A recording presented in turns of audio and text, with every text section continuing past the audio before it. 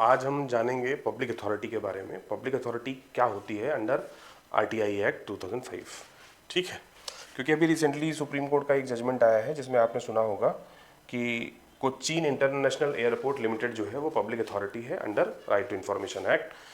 So what is public authority, ये देखते हैं आज। क्या होती है public authority? Public authority under right to information act. Right to information act कब आया था? 2005 में। ठीक, सूचना का अधिकार जिसे आप हिंदी में कहते हैं। तो राइट टू इंफॉर्मेशन एक्ट का जो सेक्शन 2H है दैट डिफाइंस पब्लिक अथॉरिटी। ठीक है, पब्लिक अथॉरिटी की जो डेफिनेशन है वो सेक्शन 2H में है, जिसके अकॉर्डिंगली ये कहा गया है कि किसी भी तरह की कोई भी बॉडी या इंस्टीट्यूशन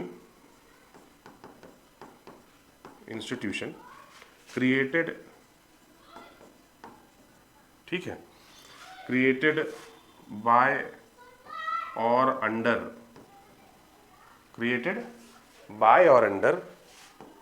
कॉन्स्टिट्यूशन,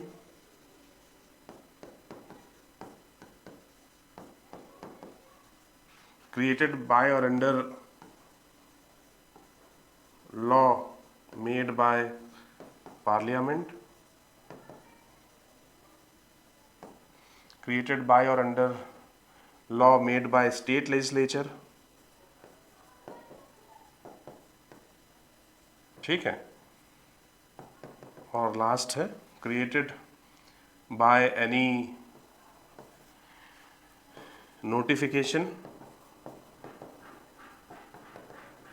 और order issued by appropriate government. क्या है? एप्रोप्रिएट गवर्नमेंट द्वारा। ठीक, तो that is what the definition of public authority under right to information act. ठीक, पर इसके अलावा एक और चीज सेक्शन 2H बोलता है कि any type of body constituted, ठीक है, एनी टाइप ऑफ, यहाँ पे एक और चीज़ जो है सेक्शन 2H बोलता है कि any type of body controlled by government, ठीक, आ रही बात समझ में? कोई बॉडी जो पूरी तरह से गवर्नमेंट के कंट्रोल में हो, clear, owned by government,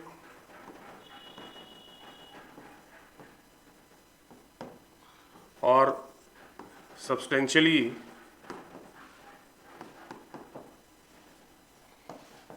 financed by government,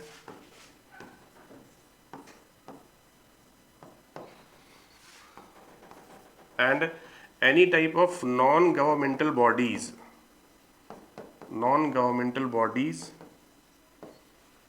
substantially financed by government।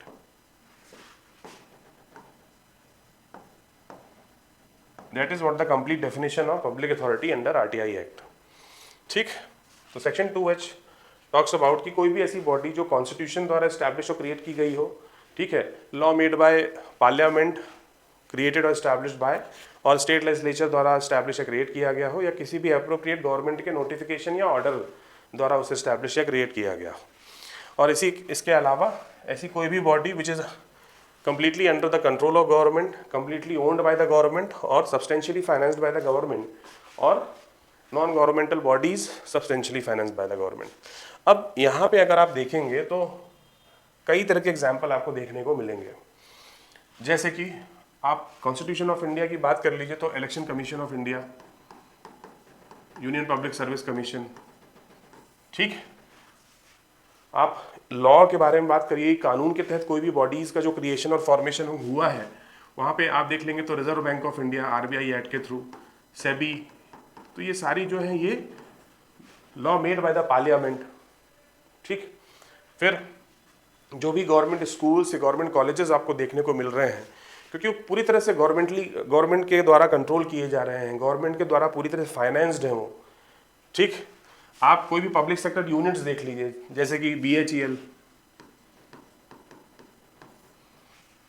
ठीक है, स्टील अथॉरिटी ऑफ इंडिया, ये जो भी public sector units, public sector undertakings जो आप देखते हैं, ये भी सब पब्लिक अथॉरिटी कैटेगरी में आते हैं।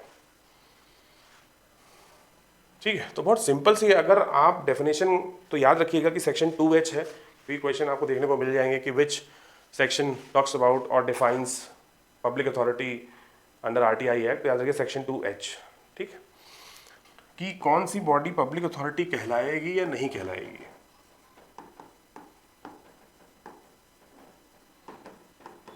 ठीक, तो यहाँ पे अभी जैसे कुछ चीज़ों तो क्लियर हो जाता है कि ठीक है, RBI is a public authority, government schools, government colleges, government hospitals, सरकार के जितने भी डिपार्टमेंट हैं, मिनिस्ट्रीज हैं, वो सब जो है वो पब्लिक अथॉरिटी कहलाएंगे। बट सुप्रीम कोर्ट के जजमेंट वहाँ हेल्पफुल हो जाते हैं जहाँ पे कोई भी डिपार्टमेंट या ऑर्गेनाइजेशन या बॉडी ने बोल दिया या किसी इंस्टीट्यूशन ने बोल दिया कि हम पब्लिक अथॉरिटी नहीं हैं और हम RTI के अंडर में नहीं आते हैं। ठीक है, जैसे कि अभी रिसेंटली जो आप देख रहे हैं कोचीन इंटरनेशनल एयरपोर्ट के केस में,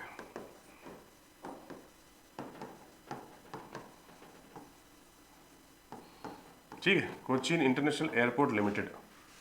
तो यहाँ पे जब RTI लगाई गई तो कोचीन इंटरनेशनल एयरपोर्ट लिमिटेड की तरफ से कहा गया कि we are not public authority, that's why RTI act is not applicable on us. तो इसके चलते स्टेट इंफॉर्मेशन कमीशन द्वारा ये कहा गया कि no, Cochin international airport limited is a public authority. तो फिर स्टेट इंफॉर्मेशन कमीशन के ऑर्डर के अगेंस्ट कोचीन इंटरनेशनल एयरपोर्ट जो है वो केरला हाई कोर्ट पहुंचे, जहां पे केरला हाई कोर्ट ने भी ये साफ कह दिया था कि आप पब्लिक अथॉरिटी हैं। केरला हाई कोर्ट के जजमेंट के अगेंस्ट में सुप्रीम कोर्ट पहुंचे और सुप्रीम कोर्ट ने भी अभी ये क्लियर कर दिया कि कोचीन इंटरनेशनल एयरपोर्ट लिमिटेड जो है वो पब्लिक अथॉरिटी है और उसके बहुत सारे रीजन्स भी दिए गए। ठीक, अब देखिए, एक तो वो रीज़न होता है कि आपकी शेयर होल्डिंग कितनी है। आप भी देखते होंगे कि जिन ऑर्गेनाइजेशन या जिन इंस्टीट्यूशन में गवर्नमेंट की शेयर होल्डिंग 50% से ज़्यादा है तो सीधी सी बात है कि वो आ जाएगा गवर्नमेंट के कंट्रोल में कि भैया 50% ज़्यादा का शेयर आपके पास है तो भैया सरकार का तो सबसे ज़्यादा हिस्सा ही है, तो वो पब्लिक अथॉरिटी तो कहलानी चाहिए उसे। बट यहाँ पे केरला का जो शेयर कैपिटल है वो शायद 32.40% के आसपास है। बट इसके बावजूद भी ये देखा गया कि कई सारी चीज़ें हैं, कुछ डेवलपमेंट्स के लिए कोचीन इंटरनेशनल एयरपोर्ट लिमिटेड को कुछ फाइनेंशियल इंस्टीट्यूशन से लोन लेना पड़ा था एक समय पे। तो वहाँ पे गारंटी के तौर पे who was the guarantor, Kerala state government was the guarantor. ठीक, कुछ समय पहले जब लैंड एक्विजिशन हो रहा था फॉर कोचीन इंटरनेशनल एयरपोर्ट, जब इसे कोची कहा जाता था, ठीक, तो उस समय लैंड एक्विजिशन की जो पूरी प्रोसेस थी that was completely managed and administered by the Kerala state government. ठीक, तो इसलिए इन सारी चीज़ों को ध्यान में रखते हुए सुप्रीम कोर्ट ने कहा कि स्टेट गवर्नमेंट यानी कि जो केरला स्टेट गवर्नमेंट है, it has a deep and pervasive control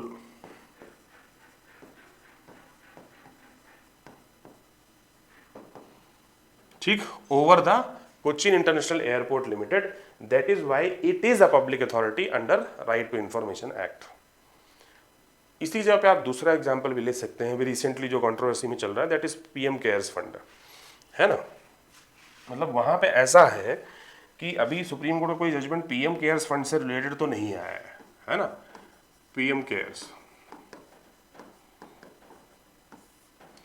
अब PM केयर्स फंड को लेके सरकार का ये कहना है कि we are not public authority under RTI।